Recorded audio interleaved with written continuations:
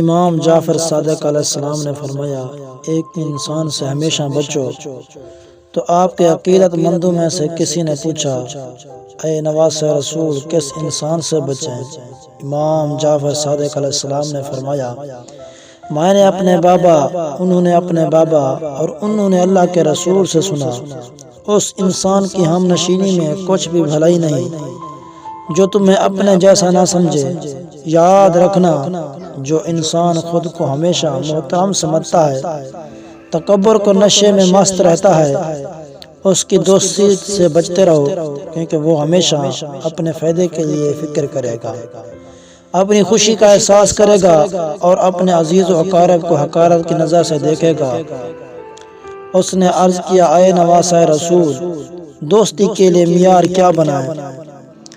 بات جب یہاں تک پہنچی تو امام علی علیہ السلام نے فرمایا، اے شخص، دوستی کرنے سے پہلے انسان کو 3 ترازو میں تولو۔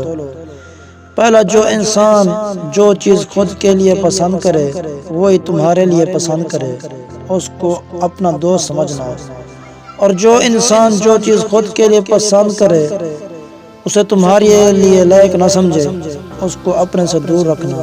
لیکن جو انسان جو چیز خود کے لیے پسند کرے وہ اپنے لیے نہ رکھ کے تمہیں دے دے تو اس کو اپنے دل کے قریب رکھنا اور اس کو کبھی نہ گنوانا، کیونکہ وہ دکھوں میں تمہارے لیے بہترین اور پریشانی کے وقت تمہارے لیے ڈھال بنے گا۔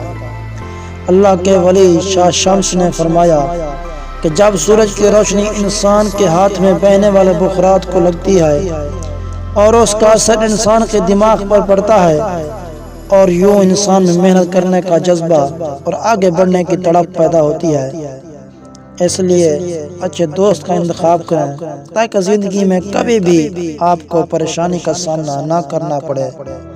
ہمیشہ مخلص دوست کو دوست بنائیں جو زندگی کے مشکل وقت میں آپ کا ساتھ دے۔